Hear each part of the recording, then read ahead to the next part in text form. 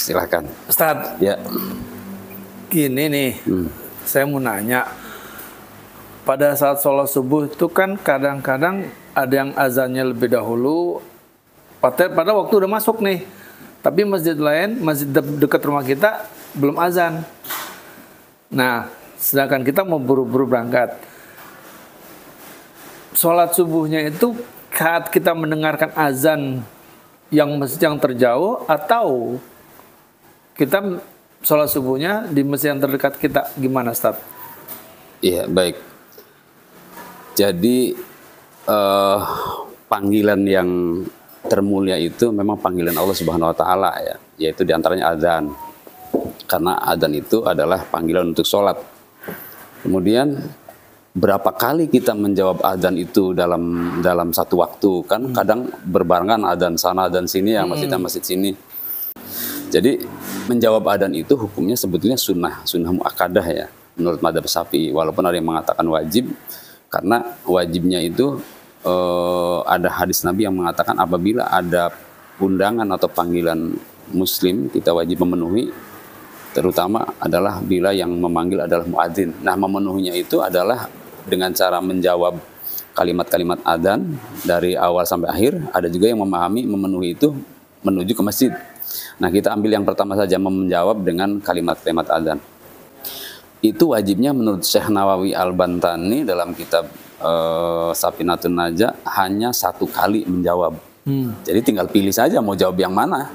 Misalnya masjid di sebelah belum adzan, ya kita jawab masjid yang duluan aja, nggak apa-apa, kita sholat aja, nanti jawabnya setelah adzan. Oh, melaksanakan sholat itu pada saat kita mendengarkan azan yang terjauh pun kita langsung aja sholat ya. Iya, nggak apa-apa. Sedangkan masjid yang dekat rumah kita nih belum azan. Nggak apa-apa ya. Kan waktu adzan itu sebelumnya waktu ihtiyat. Waktu ihtiyat itu begini. Waktu subuh misalnya di kalender jam 5.00 ya. Sebetulnya jam 5 kurang 10 itu udah masuk aslinya. Aslinya udah masuk. Cuman karena kehati-hatian, nah maka pembuat kalender itu mengundur sampai 10 menit. Jadi artinya kalau sudah masuk waktu tidak harus nunggu adzan, sudah boleh sholat. Tidak harus nunggu adzan. Adapun jawab adzan, hikmahnya nih diantaranya, siapa yang menjawab adzan kata Nabi, ya itu akan mendapatkan syafaatku. Itu. Yang kedua, para guru kita mengatakan bila kita menjawab adzan terus rutin istiqomah, tiap ada adzan kita jawab, itu insya Allah anaknya soleh-soleh. Terutama ketika ada kalimat hayya 'alas sholah. Nah, selain kita menjawab la haula wala quwata illa billah, di sana kita berdoa Rabbi ij'alni muqimas shalah wa min dzurriyyati rabbana wa taqabbal du'a. Diiringi dengan membaca doa itu. Nah, itu amalan-amalan para ulama dengan istiqomah mendawamkan itu anaknya soleh-soleh, cerdas-cerdas. Ini begitu. Itu diantaranya. Ya. Ada lagi? Ada lagi Ustaz. Nih, kan kita suka dengar tuh ya, Bapak Ibu, kita bacakan Al-Fatihah untuk arwah orang tua kita atau para kaum muslimin. Yang saya tanyakan, makna Al-Fatihah dalam mengirimkan doa itu bagaimana? Iya. Jadi ada hadis yang mengatakan begini, afdalu dzikri la ilaha illallah wa afdalu du'a alhamdulillah. Sebaik-baik zikir adalah la ilaha illallah, ya utama-utamanya zikir adalah la ilaha illallah, dan utamanya doa adalah alhamdulillah. Dan alhamdulillah itu yang utama ada dalam surat Al-Fatihah. Maka dengan alhamdulillah itu doa apapun itu tercakup di dalamnya, karena sebaik-baik doa itu alhamdulillah. Nah, kemudian kaitannya dengan orang yang sudah mati. Jadi begini ya. Al-Quran itu bisa menjadi syafaat. Yang kedua, Al-Quran itu bisa menjadi sodakoh. Jadi ada syafaat, ada sodakoh. Nah, apabila kita membacakan Al-Quran, lalu kita hadiahkan itu, kalau ada pahala untuk orang yang sudah meninggal, bagi madhab tertentu, terutama madhab kami, itu sampai. kalau niatnya sodakoh, ya sodakoh Al-Quran. Karena sodakoh itu ternyata ketika Nabi dikonfirmasi oleh beberapa sahabat, terutama sahabat, kalau nggak salah sahabat Tolhah.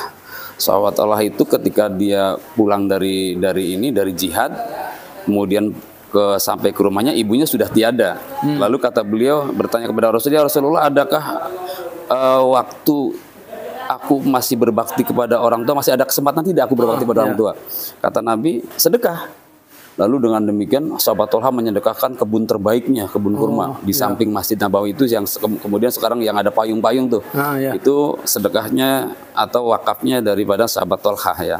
Nah, terus kemudian Nabi juga pernah dikonfirmasi, masih bisakah dengan umroh? Bisa, dengan umroh bisa. Dengan umroh bisa, dengan haji bisa. Artinya sedekah apapun yang sifatnya ibadah, itu bisa kita sedekahkan untuk orang tua kita atau siapapun di antara kita yang sudah meninggal dunia. Nah, kaitannya dengan kenapa Al-Fatihah? Sebetulnya Al-Fatihah itu adalah satu Ummul Kitab. Jadi Ummul Kitab itu adalah induknya Al-Quran, ya, Ummul Kitab Al-Fatihah. Kemudian dia juga punya nama Sab'ul Masani. Jadi nama Al-Fatihah itu banyak. Makanya Nabi mengatakan, la sholata liman lam yaqra bi Fatihatil Kitab. Salat itu tidak akan sah bila tidak dibacakan Al-Fatihah. Sehingga urgen sekali Al-Fatihah di sana. Dan mengapa Al-Fatihah dijadikan Ummul Kitab? Karena memang sangat urgen sekali Al-Fatihah itu, sangat hebat gitu. Maka kalau mau singkat ya Al-Fatihah. Sebetulnya bukan Al-Fatihah saja. Mari kita kirimkan Al-Baqarah itu sah sampai. Mari kita kirimkan An-Nisa juga sah. Jadi nggak ada kaitan dengan makna. Kalau kita mau cari makna ya. Tapi kalau sesungguhnya Al-Quran itu menjadi zikir, menjadi sodako, ya semuanya bisa menjadi itu. Jadi begitu. Apa saja lah. Kalau halnya Al-Baqarah silahkan. Nah itu yang dalam kategori sodako. Sekarang syafaat. Kan Al-Quran itu ada syafaat. Jadi selain sodako bisa, syafaat itu ada. Sehingga kalau mau ilmiah mengatakan mari kita bacakan Al-Fatihah, semoga syafaatnya, nah gitu, semoga syafaat Al-Fatihah disampaikan kepada guru kita, orang tua kita, bukan pahalanya. Kalau pahalanya bagi yang membaca. Oh, bagi yang membaca. Bagi yang membaca. Syafaat itu bagi yang yang dituju yang syafaat. Iya. Itu bagi orang yang tidak sepaham dengan pahala bisa dikirim. Karena memang ada orang yang tidak sepaham dengan ini. Pahala ya buat yang mengerjakan, tidak bisa dikirim-kirim. Kalau bisa dikirim pahala, dosa bisa dikirim dong, kan begitu nantinya. Itu bagi orang yang tidak setuju atau tidak sepaham dengan pahala bisa dikirim. Makanya kalau ini tidak disetujui, maka pakai yang kedua. Semoga syafaatnya disampaikan kepada almarhum. Bukan hanya Al-Quran, sodako juga ada syafaatnya. Sodako misalnya kita sodako, pahalanya kita dapat. Nah syafaatnya itu untuk menghindari dari bala. Syafaatnya sodako tuh. Jadi siapa yang sodako, ya itu dapat terhindar dari bahaya. Itu syafaatnya sodako, bukan pahalanya sodako, bukan. Jadi ada beberapa hal yang memang perlu diuraikan dengan itu ya. Kalau ini saya mau sodako, pahalanya untuk almarhum, pahalanya buat kita syafaatnya buat yang untuk almarhum syafaatnya. Nah tadi Ustadz mengatakan tidak sah sholatnya kalau tidak baca Al-Fatihah. Bagaimana kita sholat berjamaah? Ya, nah di saat sholat berjamaah kita datangnya sudah imam baca ayat terakhir, baca surat pendek, sehingga pada saat kita baca Al-Fatihah nggak sampai. Itu gimana, Ustaz? Ada dua hadis di sana. Hadis yang kedua berbunyi begini. Al-imamu dhaminun wal mu'adzinu mu'taminun. Imam itu yang menanggung dan mu'adzin itu yang dipercaya. Lalu Nabi mendoakan Allahumma gfir lil mu'adzin dan seterusnya. Itu agak panjang doanya. Nah, di sana berarti ada dua situasi. Jika tidak sempat baca Al-Fatihah karena tidak keburu, tidak ada waktu, maka imam yang menanggung. Imam yang menanggung. Bahkan tidak baca Al-Fatihah pun ketika kita datang, imam sudah ruku, nggak wajib baca Al-Fatihah, langsung ruku. Karena itu tadi ada hadis yang mengatakan al-imamu dhaminun, imamlah yang menanggung. Nah, ini juga kadang salah dipersepsikan atau diartikan oleh sebagian orang, yang menanggung dosa. Nggak ada. Imam menanggung dosa itu nggak ada. Imam itu maksudnya nanggung makmum yang tidak sempat baca Al-Fatihah. Gitu. Pertanyaannya, pada saat kita takziah, jenazah belum dimakamkan, itu kan kita membacakan surat Yasin. Ya. Nah, makna dari baca surat Yasin tadi di depan jenazah seperti apa begitu? Bagaimana? Bagaimana ya? Baik. Ada hadis Nabi yang berbunyi begini, Yasin lima quri'alahu. Yasin itu dibaca sesuai dengan kebutuhan. Sama dengan Zam-Zam lima suribalahu. Zam-Zam itu diminum sesuai dengan niat dan kebutuhannya. Artinya fleksibel, Yasin itu fungsinya banyak. Bahkan ada Iqra'u Yasin mautakum, bacakan Yasin pada orang-orang mati kalian. Itu ada hadisnya, sahih itu. Iqra'u Yasin mautakum, bacakan Yasin pada orang-orang mati kalian. Bahkan di dalam kitab Ar-Ruh karya Ibnul Qayyim Al-Jauzi pun dianjurkan seperti itu, baca Yasin. Cuman makna mati itu memang Allah berfirman begini, ketika Nabi Muhammad masih hidup, kata Allah gini, Muhammad innaka mayyitun wa innahum mayyitun. Muhammad engkau mayit, mereka juga mayit, begitu. Padahal Nabi Muhammad waktu itu masih hidup, tapi disebut mayit. Nah, itu artinya bahwa ketika dibacakan Yasin untuk orang-orang mati kalian itu maknanya 3. Buat orang hidup, buat orang sakaratul maut, buat orang yang sudah mati. 3 maknanya. Makna mati itu ada 3. Kalau kita disebutnya camat. Calon mati. Nah, calon mati. Bukan lurah ya, camat ya. Camat. Jadi begitu.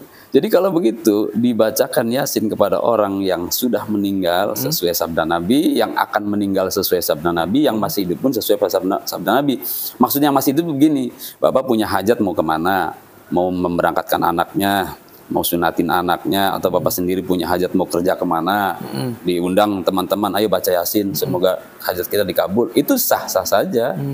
Tapi ini sekali lagi ini wilayah ijtihad. Artinya ada yang tidak setuju, ada yang setuju. Itu bagi kita ya sah-sah saja lah, nggak usah dipaksakan dalam hal ini. Gitu. Jadi kalau ada orang nggak mau baca Yasin, ya udah biarin. Toh kan nanti yang benar yang mana nanti dibuktikan di akhirat. Kalau mau nyoba, cobain. Bapak mati, nanti saya baca Yasin. Berarti kita mati dulu. Iya, kan nggak percaya nih. Nggak percaya? Iya, silakan Bapak mati. Bapak mati. Atau gini, kalau nggak percaya, gini. Ini dibaca Yasin nggak mau nih. Ayo, mari kita kutuk mayit ini sama-sama. Semoga mayit ini nanti diadab oleh Allah. Mayit ini disiksa oleh Allah. Kita doain, dicela. Mau nggak begitu? Kalau nggak mau berarti dia percaya celaan kita berakibat. Kalau celaan kita berakibat, kenapa kebaikan nggak berakibat? Gitu kan? Oke deh. Tapi dikembalikan kepada keyakinan. Ya. Baik, cukup? Masih ada? Cukup. Kayaknya obrolan kita nanti ada lagi, Ustaz ya. Siap. Masih Terima ada kasih. lagi. Semoga Pak Rijal nggak keburu pensiun ya. Ya 3 bulan lagi lah, 2 bulan lagi. Oke, cukup ya. Terima kasih. Makasih Ustaz. Atas kunjungannya di podcast saya. Ya, makasih Ustaz. Assalamualaikum. Waalaikumsalam warahmatullahi wabarakatuh.